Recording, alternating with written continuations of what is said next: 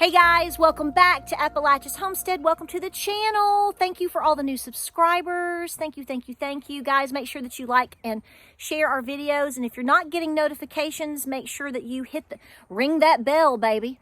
And make sure that you are definitely subscribed and getting your notifications for when our videos are popping up. Sometimes I have one a day. Today it might be 2 a day, several times a week at least. So make sure you're not missing any of those notifications. So we have all kinds of chickie babies that we need to be moving and transitioning into different places to get them used to acclimating on the farm. So here is the story. I have 2 different scenarios right now. Actually, that's not true. I have 3. Here are my 3 scenarios that I'm working with right now that is basically pertaining to chickie babies or little turkey babies, hopefully. So here's the deal. So I have a brooder that has some babies in it, because remember, if you watched a video a couple weeks ago, I had a mama hen that basically it didn't work, ended up not working out with.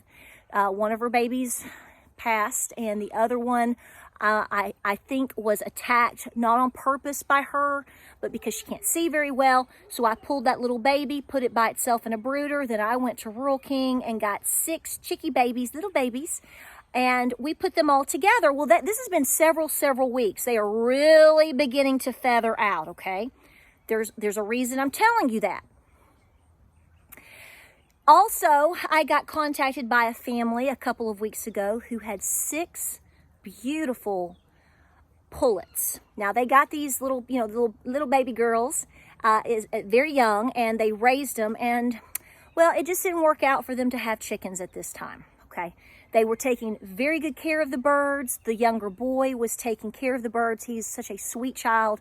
He did a great job, and well, they live in a neighborhood, and they just decided it probably wasn't going to work out for them at this time. So they asked me if I was interested in taking these 6 girls who are beautiful, and I did. We went and picked them up. We brought them here. We've had them for about 2 weeks. So it's time to start transitioning the bigger girls that I adopted to the coops, into the big flock. It's time to make up that move, y'all. And then I'm going to be moving my babies, which are now getting to be big feathered babies. They're starting to feather out. We're going to put them where, so I'm kind of like, we're like playing musical chairs. I'm taking these babies down to the coop, and the little babies that are becoming kind of like teenager-ish maybe, I'm moving them into where the bigger girls are. Transitioning chickens. You're going to find that you can't just put something here and throw it there. Everything has to kind of be transitioned. You may have to put birds into cages. I've talked about this for years, into large crates to acclimate them. I have found that acclimating new birds into my silky chalet with my silkies, I've never had a problem. It's always been a very smooth transition. So I kind of go against my advice here only because I'm working with silkies, and I really, overall silkies in the silky chalet. I do have a couple of bigger birds. They're all just so calm and cool. So what I'm going to do is transition them down, and then we're going to be moving the other birds. But the third scenario that I have, which if we can get all of this done, I'm going to go candle Miss Blanche's eggs. If you don't know who I'm talking about, she is our broody turkey. Always a big drama with her. She is on 6 eggs. She has been broody on them, so it's time to see if I can get them and candle them when it gets dark. The reason I'm doing this the way that I am right now, which I really want to strongly talk to you about, I'm doing the things that I am today because, number one, the weather is very cooperative, okay? We're into the first week of November, but we're going to be in the mid to high 70s all week long. So it's a nice time, and very dry. So it's a nice time to move birds, reacclimate the birds to different areas because we're not very cold. It's not super rainy. So I kind of held off from doing this about a week ago. That's what I was going to do, was do this last week. And we knew a bunch of rain was moving in, and I thought, I'm going to wait until the rain comes through, we begin to dry out just a little bit, and then we can move forward. Okay, so I have this little crazy coop. I have those 6 girls that I adopted. I simply put them into this little chicken coop that I have right off of my porch to my kitchen. I wanted them to come to the house, get acclimated, be very well fed, and they've grown quite a bit in the last couple of weeks. They're really too big for this, so it's time to get them out, get them with the larger birds, slowly acclimate them. I'm going to have to keep an eye on this, okay? So I'm very well aware of the fact that I'm introducing these birds to a new flock. So what I'm going to do is I'm going to take them one by one down to the Silky Chalet. I'm going to shut the door on the Silky Chalet. So hopefully there won't be any birds in there, and I can keep them out so they can come in there.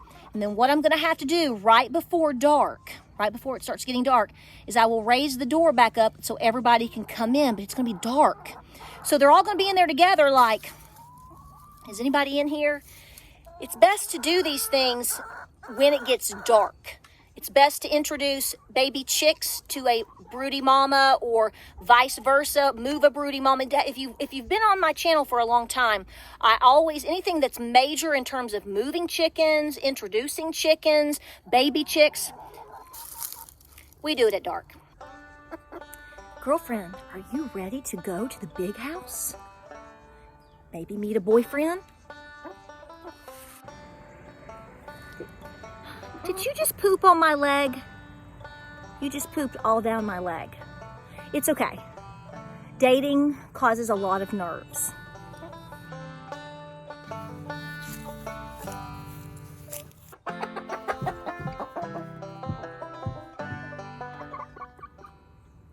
What is it, darling?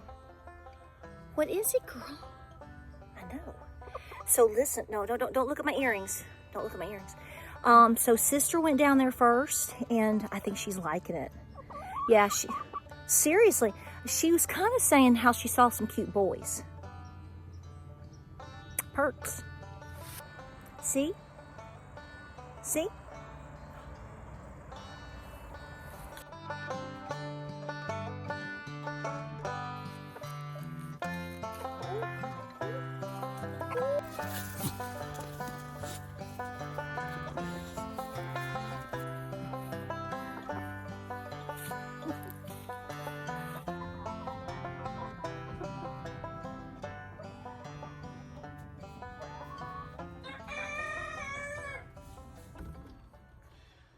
Okay, I think we're good to go. I have the coop door shut. There were only 2 in there. They wouldn't go out. And it was, of course, Thomas. No, it's Samuel. No, it's Thomas. And another hen. So they're in there, and they're doing really, really well. So what I'm going to do is I'm just going to wait until we get close to dark, like 20 minutes before we start getting dark. And then I'm going to open the door and just let the rest of the flock just sort of come on up, come on in.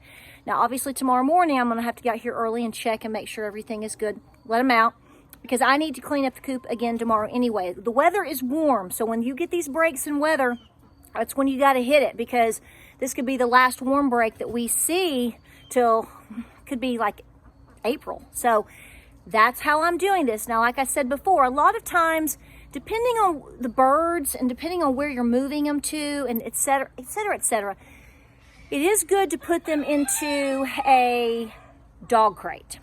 I've done this a couple of times here with the Silky Chalet. That's why you see mostly silkies, but there are another mix of little birds in there, because I haven't had an issue so far.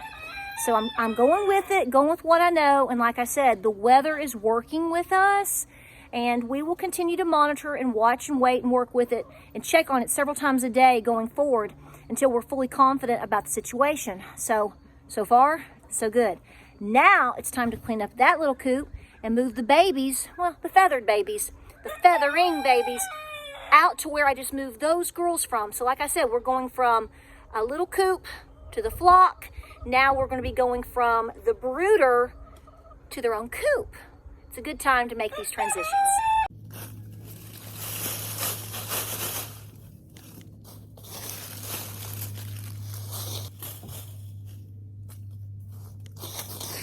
Okay, so we're turning into a hot mess. This is to be expected. So I transitioned those girls. I've put in some bedding, some simple leaves, because it's very warm and the leaves are very dry, and Lord knows we've got them right now. So that's going to be in the bottom of the coop. I put in a fresh waterer. Really good to go.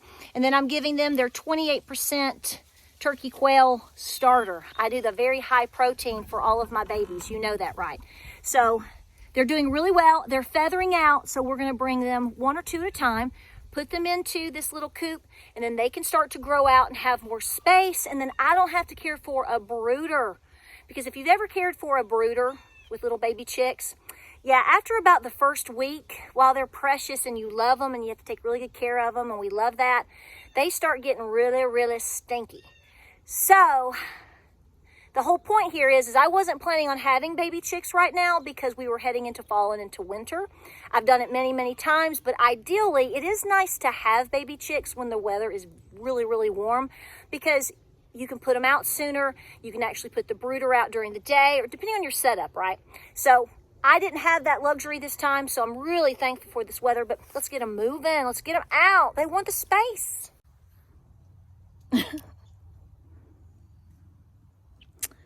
Alrighty, so the little Oreo baby here, you can see is doing really, really well. That was the one where the mama attacked it.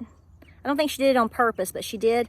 So you can see the top beak is a little bit short, but it's doing great. No problems at all. And then, of course, here's one of the sisters we got, right? So all is well, all is good. Let's get you all to your new house. What do you think? Let's go.